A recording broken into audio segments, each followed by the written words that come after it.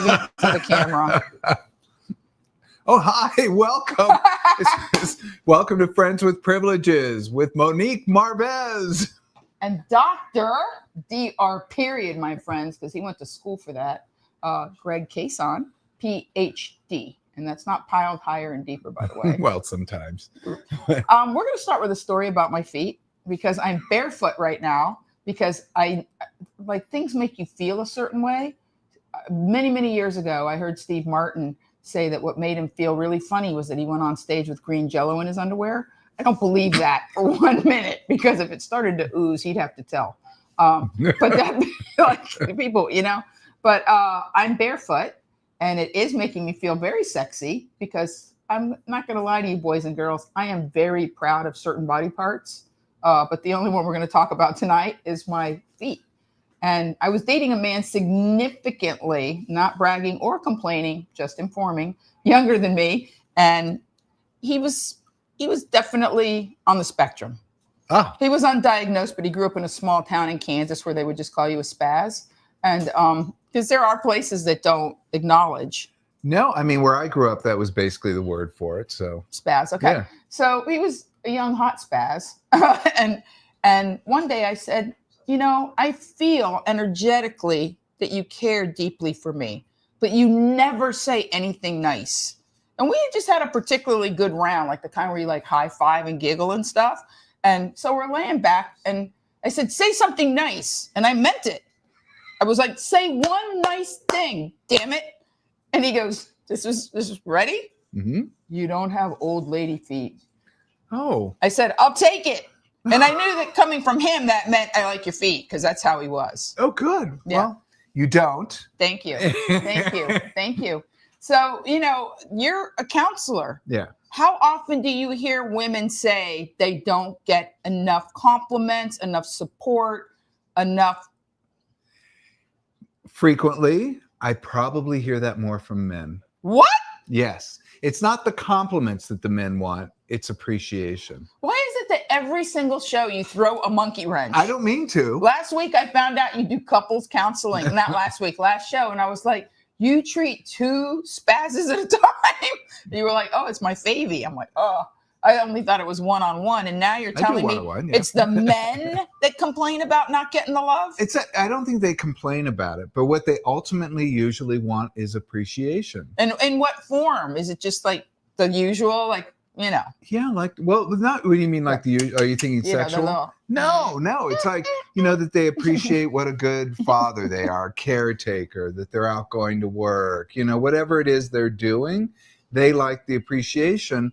And sometimes I hear from wives sometimes that, he should already know that. What? I'm appreciative of him. Okay, so I used to have an entire bit in my act that was one of my favorites. Yeah. That said, when a woman talks about her husband, my dad called it the book report voice. He said, I can always tell when you're over a guy because you give me the book report voice. Oh my goodness. And I was very young when he said this, and it made me so aware. When I hear a woman say, my husband, he's amazing with the children and such a good provider. I'm like, you haven't seen his wiener in ages. Like, that's ages. Oh. Well, I don't know that it necessarily means that, but maybe it does. I feel like if I were a man, all I'd want to hear is you are crushing it, and I want you. As a man, I would want to be wanted. Oh yeah, no. So being wanted sexually is definitely should be apex desire. No, that's definitely it. But as far that's how they want to be. Let's be honest. Isn't that how they mostly want to be paid back for good deeds? Often, yeah. But I will say that, men like to be appreciated. Women like to be more adored. So if you're going to give a compliment to a woman, oh, you're so amazing, so beautiful. Look at you today. Oh my goodness. Like you talk to me when we're together. Yeah, I guess so. Yeah, okay. You did do that. That is natural though. Okay, just making sure. I'm not doing that to fluff you up. Okay, good. Because as a man, I'm not a man, obviously, but as a man, well, maybe not obviously these days. I'm not a man, but I would feel with all that testosterone raging around. Yeah. Because as a woman, yes, do I like that people want to, give it to me? Sure. But I also like the ancillary compliments. I like when people recognize that I'm bright, or that I have a good memory, or that I'm fast on my feet. Yeah. Like, those are the compliments that, really make me feel good. But that isn't going to be the same for everybody. These are things individual to you. What do most women want to hear? Well, I think that kind of thing is very individual. Right. So you can probably bank on most people, most women. I hate to say it's okay. women in general. No. But to be adored, to be cherished. I love you so much. You're the light of my eyes. I mean, it's not too bad. I mean, no, that's something nice to hear. I'm not going to lie to you. It's been a hot minute since I heard that kind of talk. But they will have, but often people will have something individual to them. It's not just the men. It's not just the women. It's the thing they're proud of about themselves. It's something about themselves. And for you, it's being that you're fast, you're quick on your feet, you're super intelligent, which I've said about you. Super. But if somebody tells me I'm intelligent, I'm thinking, oh, that's okay. But if they tell me I'm funny, that's the hugest compliment. Really? Yeah.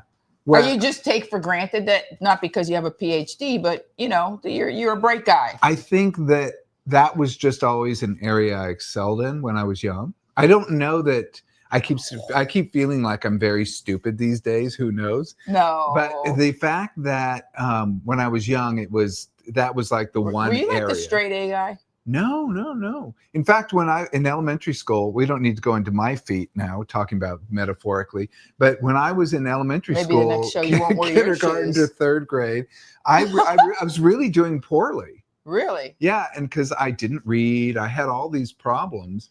Probably a lot going on at home and that sort of thing. You beat me to the punch. I was going to ask you. But the reality was, too, when they sent me to be tested, they kind of had a surprise result. So they were like, whoa, he's just lazy. Maybe.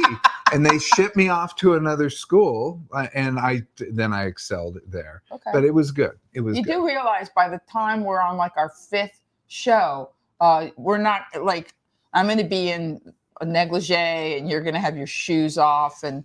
Yeah, and by the 8th show, I'll be in the negligee. That's going to be the best show ever. Can we just fast forward? So you and I we're friends, we meet, we talk, and we stumbled upon this sort of overlap of your actual clinical expertise and my bruja intuitive beliefs about I'm a big believer in TMI. And I guess these days, nothing's TMI now. Yes, I'm a big believer that there is too much information sometimes. On a personal level. On a personal level. And sometimes you need to ease things out. Yes. So do you agree? Now I got stories. I just thought of like 5 things. Oh, wow. So here's my question to you. Do you unwrap, do you drop veils as you get more involved sexually? Or do you drop veils as you get more involved? Because they're not the same thing. No. Relationship and emotionally. Like there's a difference, something you must disclose at the time of engagement. Like we're getting engaged. Well, I think you should know. Or we're moving in. Or we're, like, I think that there's 2 different sets of disclosure rules. Yeah. I think one is sex and one is actual status of the relationship, socioeconomic. That's true. We're moving in. Do you agree? I do agree. I think there are actually many stages. I actually have not given it much thought that particular way that you're presenting it. But I do agree. I think when you can't jump into the sack with someone if you have something that sexually that you're holding back, like an STI, a sexually transmitted infection, like a herpes, or even a D or something, like the I's, the D's, all of that. The D's. That's all got to come out. STI, D, and me. Yeah. But let me ask you something. Yeah. Even now, the whole disclosure of, like when I grew up in Miami, there were, like we had drag. It's nothing new. Yeah. As a matter of fact, like Fidel Castro pretty much during the Mariel boat lift if he was like, if you're a criminal, crazy, or gay, GTFO my island. Yeah. You know what I mean? Yeah, yeah. So Miami during the Scarface era was a wild time because Cuba sent us all the fun people. I was trying to find the right word. I was leaning towards deviant, but I agree. I agree with you that the whole culture of that, because Latinos are so repressed, and Miami in the 60s, in the 70s was, very traditional Latino Catholic. Then the Mariel boat lift happens, and the early 80s and the slow rise of South Beach and Miami Vice, more often than people, like you'd be leaning on a car making out with somebody. Like there was a time when I would just tell people flat hand them. What am I going to tell you? Like you can't tell if you just flat hand them. Wait, flat hand the guy so you can tell he is flat hand whoever you're going to make out with. Just get up under there. Like just act like you tripped and just like that. Oh, see, I never act like I tripped. But... You just Well, I mean, Yeah, well, it's different. If you're already in close. Yeah, but it's different. Like, if somebody's got a sword, but sometimes the sword's put away. I don't know a better way to put it. Well, yeah. Do you have to disclose, like if somebody's eyeing you across the bar and they're trans, is that and what they're trans, saying? they got a different situation going on downstairs than you might expect. Well, at what point do you go, just so you know, like that? Like the Funky Cole Medina was a big hit in the 80s, remember? Yeah. Sheena was a man. Oh, yeah. I don't think I ever really thought much about those lyrics. Cole was warning people to flat hand them. It's just, it's not a good lyric. Nothing rhymes with flat hand. I will say, having worked with trans individuals, I will say that there are many people who have transitioned like to female to female, and female to male, female to male, a little easier, but male to female that you couldn't tell. And I knew I actually, but I'm not talking about, some people don't get the whole works. If they don't get that, then yes, if you're going to be sexual with somebody, and that has been my experience. Like you're just people, talking like at what point you're at the bar, you look amazing, because they always look amazing. One of my biggest compliments on South Beach, I had a high ponytail, this low cut dress, had the girls out, and this guy walked over and goes, "You look fabulous. Were you born a woman?" I was like, "You know it." I was very proud. But that he asked.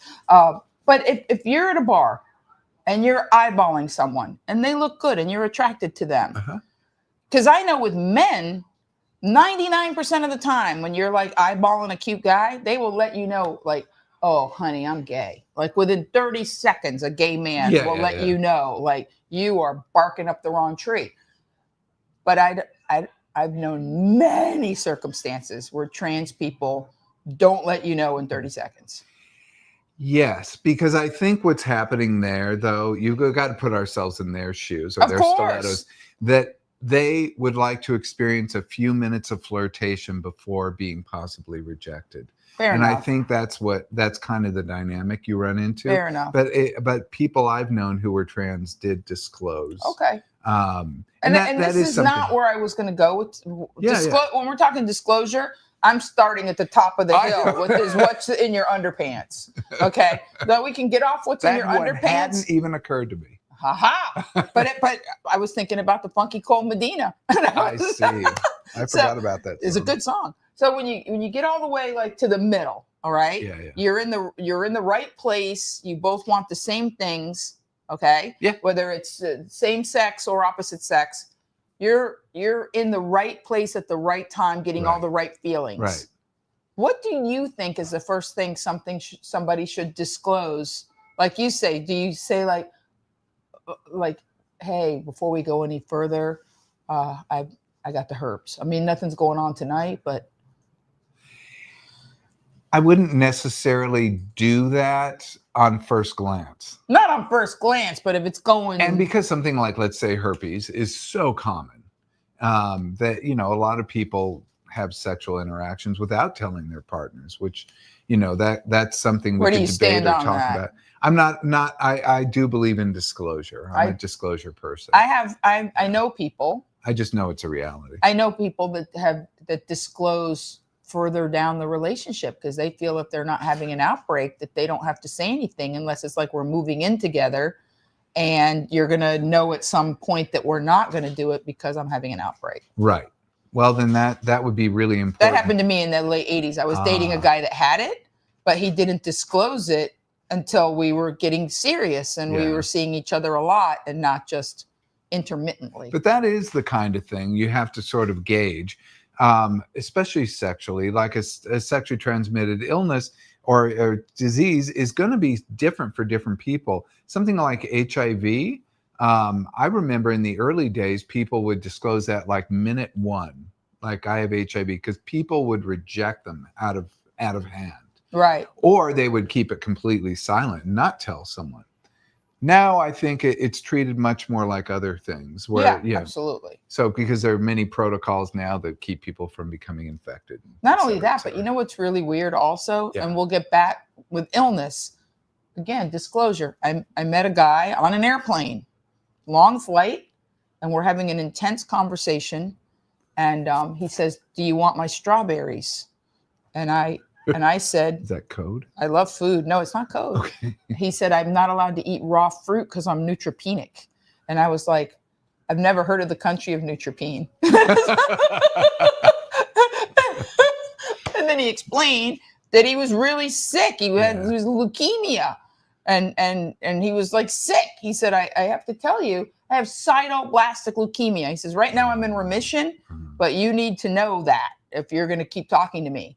And I said, you're not gay?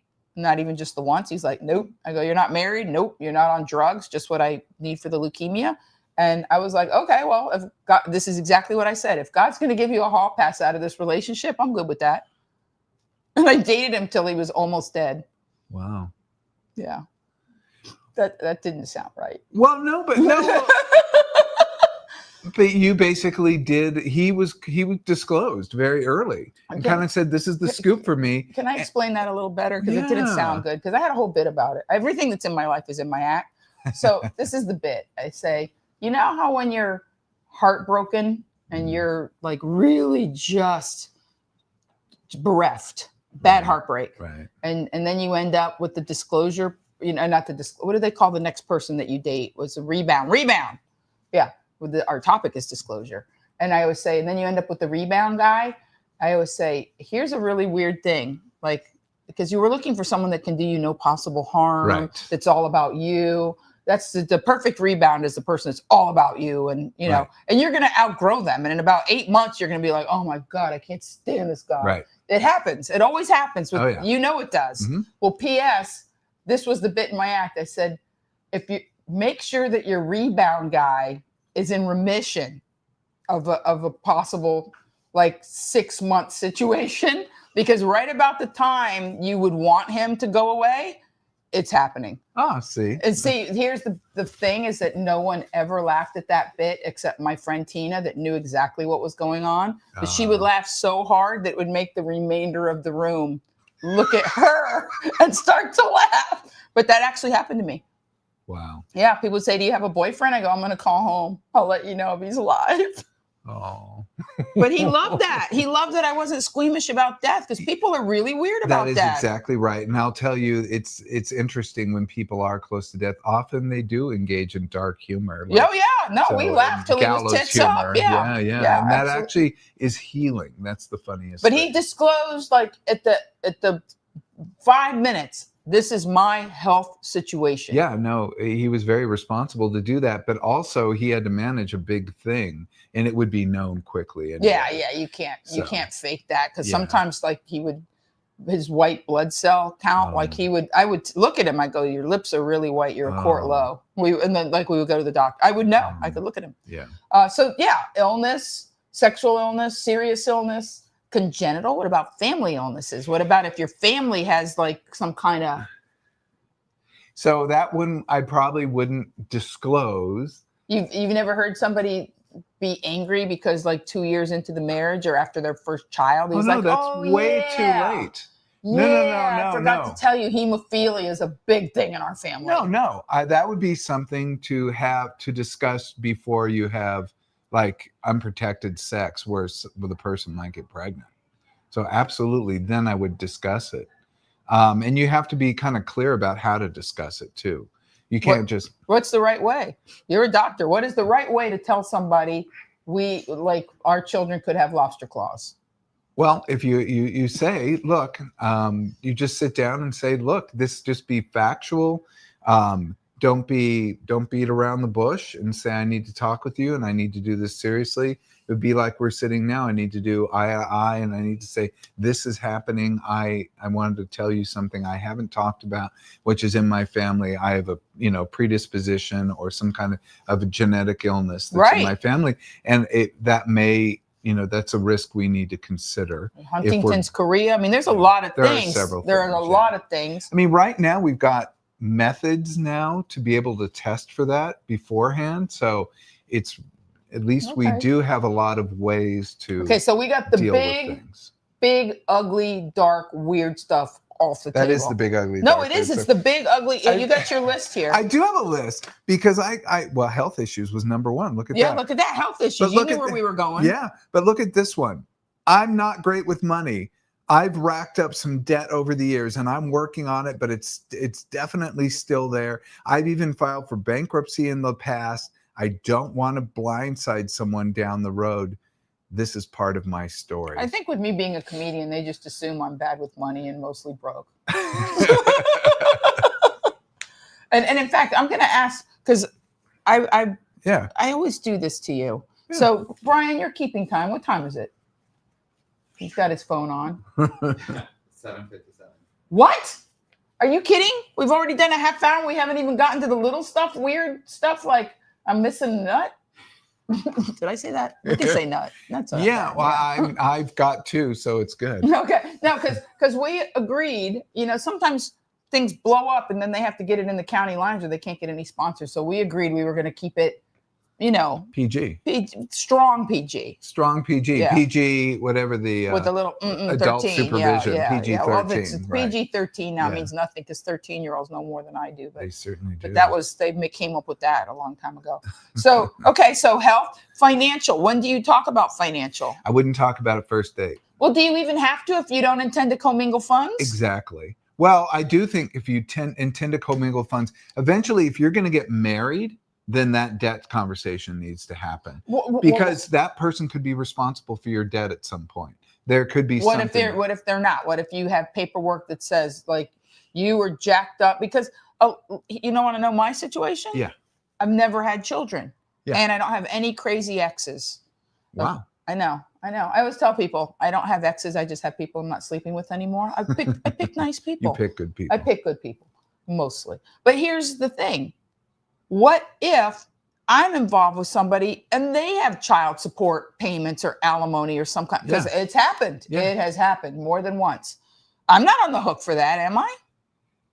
I don't think so. But my point is, I don't know the legality with that. Right, but if technically I'm not. If we arrange it that I'm not, that we don't commingle funds. Right, but if you are in a relationship with someone that is, let's say, $500, $1,000 less a month, than you would have to spend in the relationship that they have to, pay to somebody. And what world do you live in that it's $500 or $1,000? Like I was going to say, what are they splitting custody of a gerbil? I'm trying to be nice, but yeah, no, it's usually a lot. It's going to be California. Are you kidding me? It's a lot of money. So, they're going to have less money in the relationship. And that would be important because what happens is when there are kids from a different relationship, often. Let's be honest. It's about the kids and not just the money. What do you mean? What do you mean? What do I mean? Well, I mean that a lot of times it's not, there's a lot that goes into, like, I never think that money is about money. Money is a symbol. Conversations about money I agree with you. Are never about money. I agree with you. They're about why did you marry that biatch? And once you knew she was crazy, why'd you have 3 kids with her? Let's be honest. I agree with you. Money is symbolic of something. Correct. And it's important, and when I do therapy, to figure out what the symbol, whether it's safety, security. That's exactly right. Thank you. And usually it's conflicting for the two people. Mm-hmm. But nonetheless, he has let's say I'm putting it on the guy, has a legal Well, they're the ones that usually pay. I had to pay alimony, but I had no kids. I just had to give it to him because I was stupid. But I'm sorry about that. Me but too. You're not a stupid person. Thank But you. nonetheless, I didn't get a prenup. But nonetheless, if you have children from a previous relationship, it is the responsibility for him to pay for those kids. Of course, and you would want and he to. goes into the next relationship. If that person doesn't know, they could have some kind of objection to having money go to the children, and then the children would suffer. So a lot. I think you've known couples that regret and resent.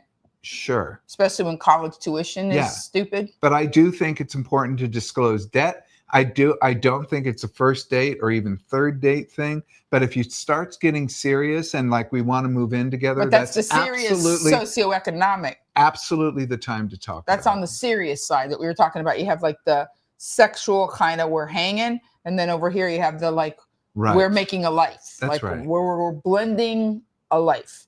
And blending a life disclosures to me are different than I need to know if you have Hooter mites. It's different. Yeah. It's very different because it's funny. You and I talked yesterday about this topic. Yeah. All I've thought about since we parted from breakfast was how many weird things men have told me. Really? What? Banana things. Okay. There was a time for some weird reason in the 80s and early 90s that it wasn't a matter of if he was on probation, it was what for. Like, I don't know why, but like every person that I got involved with. Super important discussion to have. Right? Yeah, no probation or parole or even just a significant legal history. It's actually important for your mate to know what that is because that could be very serious. That could be something that could absolutely affect the relationship. If it's like trespassing for protesting, big deal. No. But if it's for, child sex or pedophilia or something very, very serious, then that's absolutely important to know. Yeah. I feel like, which led to two more things. Yeah. Number one, and remember when I said prenup? If you're getting very serious, because you and I both know couples that the prenup was the sticking point. Yeah. Yeah. Yeah, absolutely. Either she wouldn't sign and he wouldn't do it without it or da-da-da. Right. That's exactly it. So the first thing I'm going to ask you, because you're the expert, is a prenup a self-fulfilling prophecy? That's an interesting question. And I do believe there is something along that line because it's a business arrangement at the least business time when you're having a romance. And it's almost as if to have a successful prenup, you have to have both people accept that we're entering into a business agreement to protect our emotional relationship.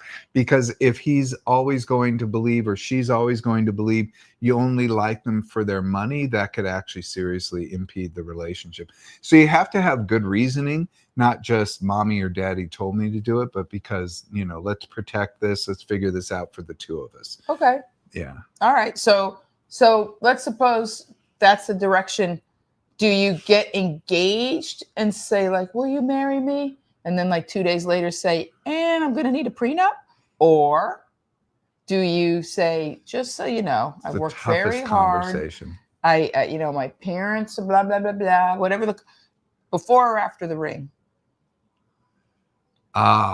Good question. I know. Good question. That's why I love doing this with I would actually do it before the ring. I would do it before the ring because then let's say if you're asking a woman to marry you, if you do it before the ring, then she has a chance to really think about, is this the type of relationship that I want to get into? If you ask somebody to say yes, and then you hit them with it later, which is usually when it happens, it's this big disillusionment that happens. Well, here's what happened with me. I met a man. I was a broke comic with bad credit and bald tires. Yeah. And we were very much in love, I would say. I'm not going to lie. I had the whole kind of in the back of my mind of I wanted a child. I was a certain age. So I'm not going to say that the ticking of the biological time clock didn't make him more attractive. Okay. But he was a lovely person. I was excited. And he proposed. And as he proposed, within weeks of us getting together, I was offered a very high paying 6-figure, several year radio contract. So we were already together and we were already talking marriage, and my circumstance changed dramatically. Right. And the people in my life were like, are you crazy? Right. And I felt like we'd already had too many other conversations to say, like, we're in love, we're getting married, I'm a certain age, we want to have a baby as quickly as we can. And prenup. Plus the fact that I felt it was a self-fulfilling prophecy, and you being a doctor, I'm going to take it a step further. You know, you said money represents stuff. Yeah. The only reason that the prenup to me felt particularly was because I had always told myself that unless I thought I was staying married, I would not have a child, because my parents got divorced. And I always said, I'm never going to have a kid if I think I'm going to get divorced. And in my mind, that was putting the fly in the ointment of me, you know, being on a luge with a fat lesbian steering to get pregnant, you know? So I felt like that would send a different message to the universe if we were going, like, we've got this. He was older than me. He was excited. He had a 15-year-old from a previous relationship. He loved the idea of, at this part of my life, I'm going to start over again as a new father. Yeah. Like, he was a beautiful candidate and a lovely person. I believe it. But we were on greased, like, woo! And I felt like anything would break that momentum. And like I say, put that out in the universe of, if we part, when I'm saying, no, baby equals we're never going to part. You understand why I was conflicted? I do understand. And I think I mean, look, introducing a prenup when your life significantly changes and say, hey, I need this to make me. It seems a little greasy. It may seem greasy, but I think that's an understandable timing. Yeah. You know, it would be understandable timing a lot there. Of money. But yeah, you know, it's like, hey, I want to do this because I don't want this to interfere with our relationship. You have to have good reason. But let's be honest, the prenup interferes with the relationship almost as much as the money. Yeah, prenups, I understand their necessity for some people, but yes, they do take the romance out and turn it into a business relationship. Which I mean, yeah, I'm not about that. And you know, I do believe in relationships as romance. It's interesting. I think The Atlantic this week has an article about young people are getting into relationships less. And I was a little sad for them. Well, I think social media and dating apps, and especially like the super fast hookups, I don't know that they know. I'm gonna be very careful because we agreed to keep it in the county lines. But I asked my nieces, like, what's the current base system? And they were like, what do you mean? I go, like, the base system, like above the waist, below the waist, under the bra, vagina adjacent. Like, we had all kind of like backseat roll around menu of good times. You know what I mean? Like, you did. Yeah, I mean, Bob Seger, you know, Backwoods Alley, trusty, you know. Is that what that's about? A little too tall, could have used a few pounds. Yeah, he was a skinny dude. She was a dark-haired beauty with big brown eyes. I love that song. With points of her own, sitting firm in. Have you never listened to Night Moves? Yes, I haven't. It's about heavy petting. I remember. Of course he remembers. Okay, good. Yeah, that's what it's about. I'll re-listen to it. Oh, yes. We had all kinds of stuff. We'd skip school. We'd go to the bonfire. You know, they don't do that stuff now. No, and I think, you know, a lot of it is the 7 minutes apps, in heaven, social media, etc. You're Spin exactly the right. bottle. And that does allow them to have connections without having physical intimacy or physical touch. So weird. And I mean, here we are, you know, I think everything's getting delayed now. We are seeing that people are doing things later than perhaps we did, where high school was a time of, you know, yeah, but they do the physical stuff now. They just don't do the other stuff, which to me is like the exploration. That's like gluten-free spaghetti. Being in love with someone. That's, you know, that first love is devastating. It's I remember making out so my lips swell. Literally, I made out with my first boyfriend so much that between the razor burn and the shiny lip gloss, like I went home and my lips were literally swollen from making out. My mom could tell I was up to no good. Mostly, I think razor burn. I had a lot of razor burn. He was Cuban. So he was a furry Murray. Yeah. So very nice. Gangster. He was he didn't come over in Marriott or anything. He came over in the original LBJ Freedom Flights. But yeah. But yeah, I mean, I think back on there's certain songs I hear to this day. When I hear the Commodores, just to be close to you, you know that song that you associate with. Yeah, boy, girl, like. Do schools even have dances now to raise money? Remember dances in your high school? Do, of course. Are you kidding? It was amazing. Yeah. I remember me and Sergio Vasquez. And I can say his name because he reached out through my website and sent me an email. He's happily married now. All right, Sergio. Yeah, he was like, ooh, we would slow dance to Lionel Richie and the Commodores. He was still a Commodore then. Yeah, those were special times. And I just felt a little bit sad. I do understand that people see relationships differently, but are they better the way they see them now? I think what they're questioning is love real, and they're thinking that love is a media creation. No, and I know that's somebody who's never been in love. Because the minute you are in love, you know this is quite real. The Matrix. Have you ever been in love? Remember when the Oracle says that? Yes. Oh my goodness, you just know it. I love. She was amazing. Yes. Yeah, but that's the truth. Like when you know it, it's the best. Yeah, it is the best. And I think it's something worth fighting for. But I think, these disclosures that we're talking about, they're a potential speed bump in the road, but they're not a reason to not be in the relationship. I'm going to ask you a question. Are you ready? Porn. Porn, what about it? Like, I think couples now need to decide their porn policy. It's so prevalent and easy. It used to be you just had like a couple of Playboys, maybe a happy hooker book, pretty minimal wax stack. Now it's crazy. Remember her, Javiera Hollander? That was a little ahead of your time. I love we're the same age. A wax stack. No, my brothers used to steal my dad's. Playboy? Okay. Can I tell? Yeah, please. Okay. My parents went to a marriage counselor.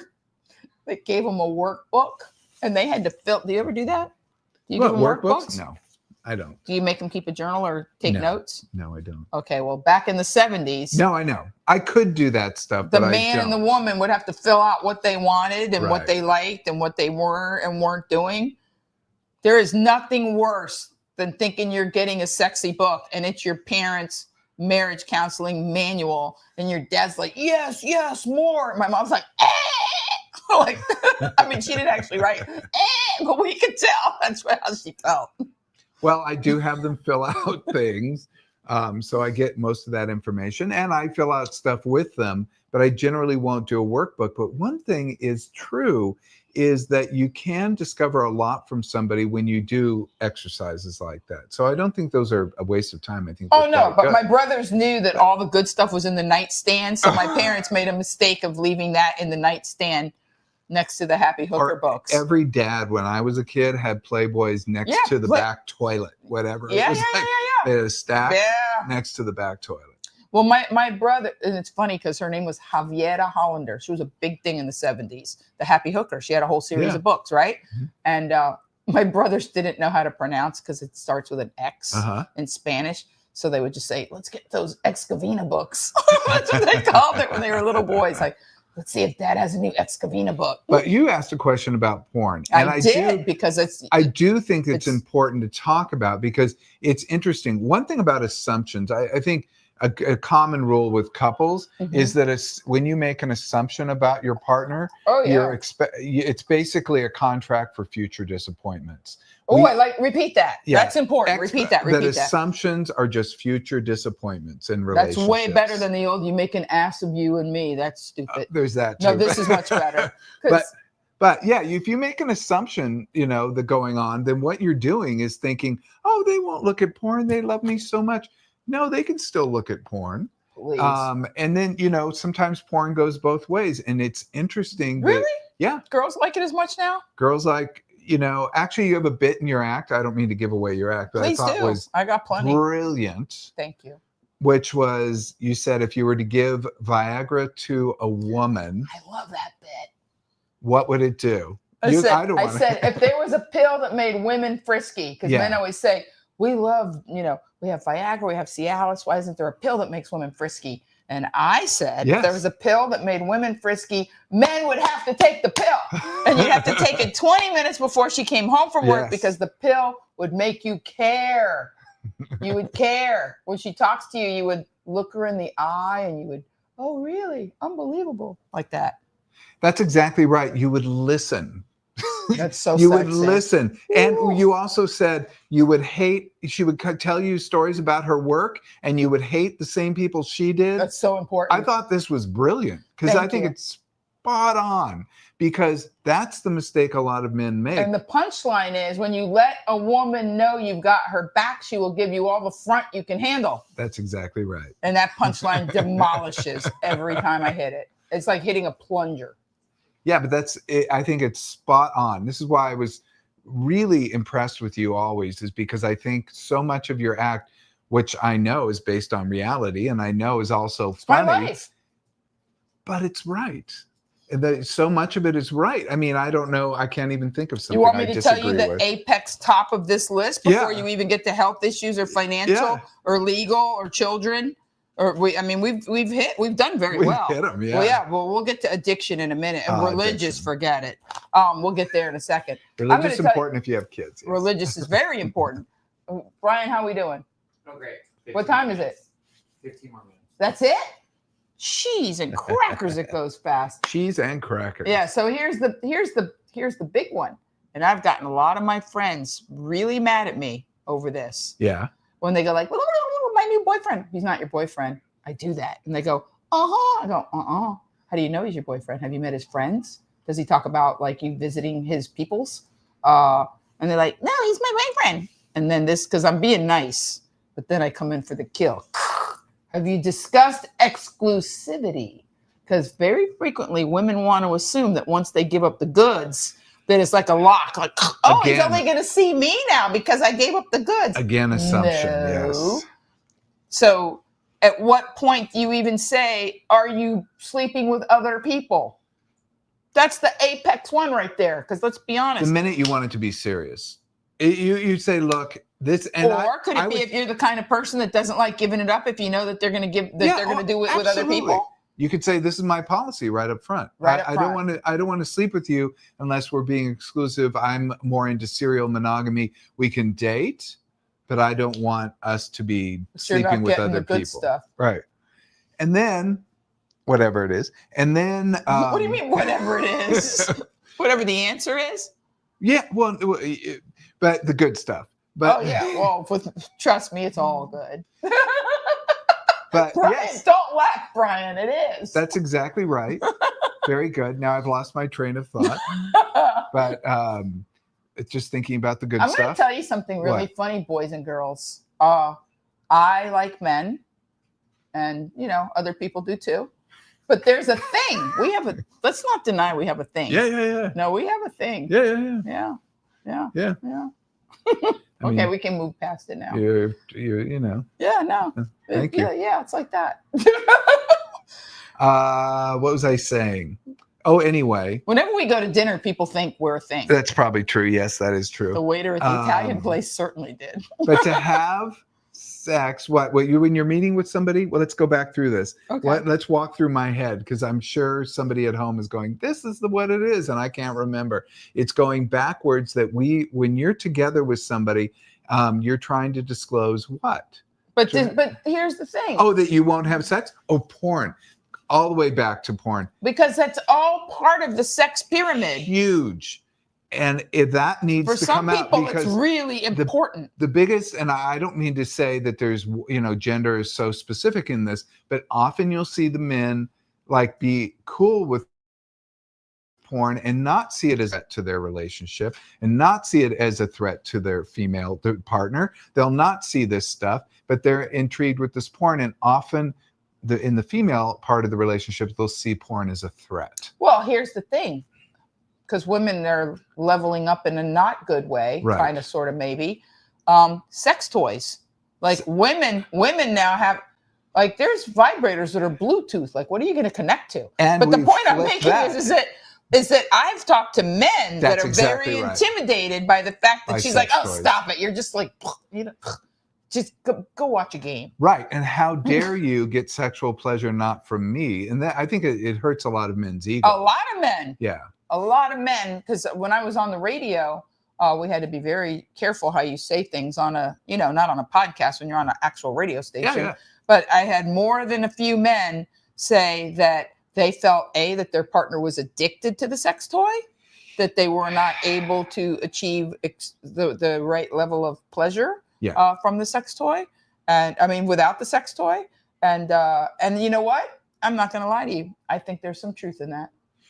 Yeah, I'm weird with the word addiction. I want to see evidence of an addiction because a lot of people toss that word around quite a bit. I do think that with something like a sex toy, you can accommodate to kind of need that stimulation in order to climax or orgasm. Okay, so that is your polite way of saying that it could become a substitution for taking the time to let your significant other know what makes you happy. Because and that would be, that's ideal. And you know what? It's not that the man can't learn to use the sex toy with the female, let's say, if we're talking gender specific here. No?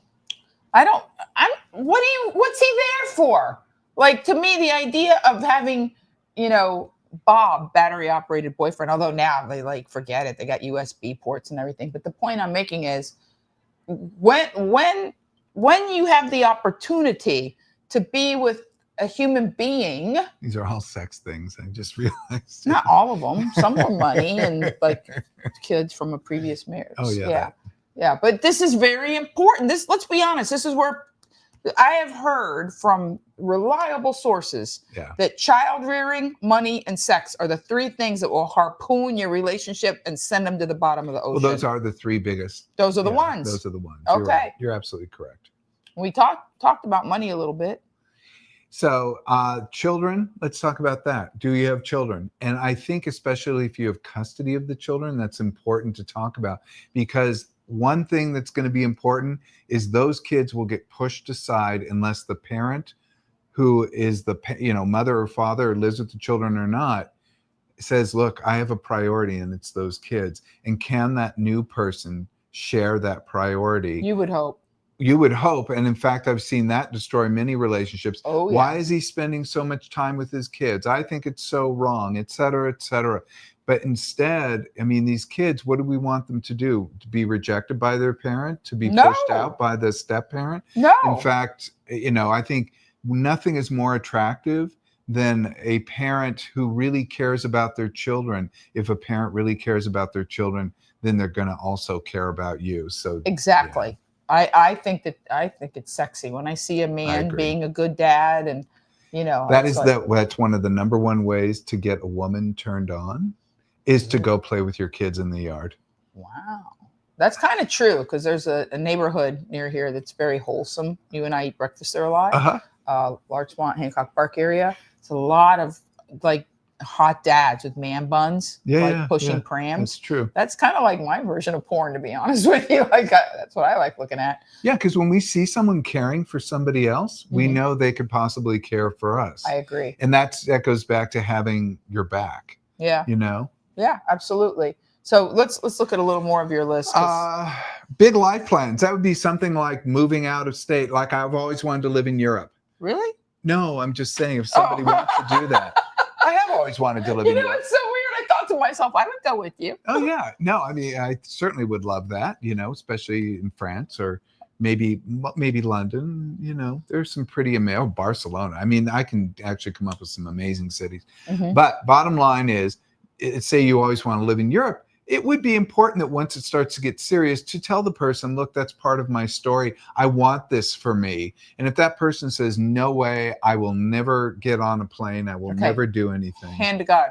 A friend of mine, who shall remain nameless, because she would kill me, she was involved in a very serious, thriving, going very well relationship. And one day, 6 months in, he said, there's a lull in my business right now, which I think is what's really going on. Uh-huh. But his business was in a lull, and he said, I am going to pursue my lifelong dream of moving to Japan and learning how to hand carve furniture.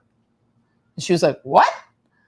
And he was like, and then they got into it, because he's like, I feel like you don't support my desire to. I was like, did he want her to move with him? He wanted her to be okay with it and to visit and but just be like, just have a light relationship. This is what our new life is going to be like. We'll be exclusive, but I'm going to be in Japan carving. That's way too early to just pick up and move like that. Right? Yeah. So I would say, that's a, you know, I think he was having a crisis because his business was slow. It sounds like that. I don't think he cares about Japanese furniture. But, you know, if somebody's life story is that they've always wanted to study this certain furniture making technique and that they would love to move to Japan, like it's a life dream, they could share that with their partner and make it part of their discussion. Their partner may say that I would never want to do that. And then we would know this is a serious issue in the relationship. Either it's do they believe that when they say that though, or do people think like with enough good sex and home cooking, you'll forget all about that? And that is such a mistake. It is such a mistake. Believe what people tell you. Believe if they tell you something like that. I couldn't do that because I'm a lousy cook, so I can't get them like and that. I see people do that. How to get them, though. Yeah, it's not a good idea. All right, fair enough. Yeah, you can't fix somebody out of their desires. True. So I'm gonna like how much time, Brian? 4 minutes. Okay, we're gonna stick the landing now. Okay. Dr. Greg and I are gonna totally stick the landing because I've been thinking about this. Because of me and you. Yeah. Not me and you, but me and you. Is that you're a regular person. You're what I call a civilian. You're a civilian. You're a doctor. You live in a nice place. You do everything the right way. I tend to. Yeah, yes. I know. I am an artiste. You color outside the lines. I color outside. I'm a comedian. Here's what's weird. People meet me like this. Okay. One of my personal idols is Diana Nyad. Oh, yeah. Yeah. When I was a little girl and when I was in high school, she did the big swim with the box jelly. Yeah. Anyway, she is my idol. And I was actually on the air on KFI. I was on the air on KFI when she did the swim and actually did it. You mean when she went to Cuba? When she finally did it after all those attempts. And there was dead air. There was dead air because I was crying because this is what I said. Pardon my French. I'll just use an initial. On the air on KFI, sobbing because we had television set so you could see. I said, this bee started swimming when I was in junior high and now I'm postmenopausal and she just hit the shore. This bee has been swimming my entire adult life as a woman. And I created a verb. I called it nyadding it. Now when I met her, and now we're she's been on my show. When I met her, we had an amazing conversation. And as we were, I was all about her. This other woman came over very quickly and hello. And I instantly put my hand down and go, I know who you are. You're Bonnie. You're blah, blah, blah, blah, blah, blah. Because when you're not a civilian, the other person has to be okay with you not being a civilian. Yeah. Right? Yeah. And the problem is 93.5% of the time, every relationship I've been in, they're like, I've been a comedian almost my entire adult life. And then it's like, oh my God, this is amazing. But at first, you travel too much. What are you chasing? Why don't you do blah, blah, blah, blah, Yeah, you've got to have a man that appreciates you for you and to support that. And that when you're at a comedy club or any place you are, and there's a line of people waiting to take photos of you, that man either stands to the side and holds your coat or helps them with their cameras taking pictures. Amen. From your mouth to God's. Yeah, no, that is, and that's how you work as a team. Amen. And it's not a threat. And in fact, you're going to love him more for being that person, for not pushing you aside or not getting angry because you stayed out late or you're performing yet again, et cetera. And I brought this up for a reason. And Brian, you count us down because I'm sure we're over. So we're wrapping it up now. Here's the thing. I think the combination of reality television and social media has made most people think they're not civilians. I think relationships are getting much harder because people define themselves differently. I think, circling all the way back, and then we're going to stick the landing. Yeah. I think that the reason they're not getting in relationships is because everyone thinks they should be a TV show. I can't disagree with you. I love when we end in agreement that way. I think less and less people see themselves as civilians. Yes, I think that is an issue. I think you nailed it. I love that. We're gonna use my old lockout because we haven't thought of one just for us. Oh yeah. I think last month we ended on something weird. Something weird, something wild. Yeah. Okay. No, let's not use mine. Okay. Let's just. No, I thought we're gonna do. No, we're gonna end. We're gonna start our own thing. Like, did you ever see the Fantastic Mr. Fox? No. That's great, but he had this little thing. He was a fox, and he did this with a little class. But we're gonna come up with our own eventually. But for now, I'm Monique Marvez, and it's an honor and privilege to have spent an hour and some change with you and one of my. Remember we have a hit song and they'd say it's 13 and climbing fast? Yeah, Okay, and if he were a hit song as a friend, like I barely knew this man, 8 months ago? Like July 1st was when I was on your podcast. Oh my God. Go ahead and push your own podcast. Oh yeah, Off the Couch with Dr. Greg. I'm a frequent guest. Yes. Yeah. And the you best guys, episodes, yeah. Yeah, and you guys know where to find me at Monique Marvez or Monique Marvez official fan page. But if he were a song, he hit the chart and climbed straight to the top. And it is an honor and a privilege, which is Friends with Privileges. Friends with Privileges. I loved every second of our conversation, and I hope you did too. Yes, thank you so much for being here. And thank you, because I love your brilliance. I love how smart you are, how quick you are, how funny you are. My friend says you're presidential. That's how she describes you. Yeah, in another life. Yeah, she says that you have that thing like when a president was a leader and he was elegant and everyone wanted to be like the president. So she always says, you guys are great because he's so presidential. Oh, well, you make an excellent first lady. Whoa. Thank you.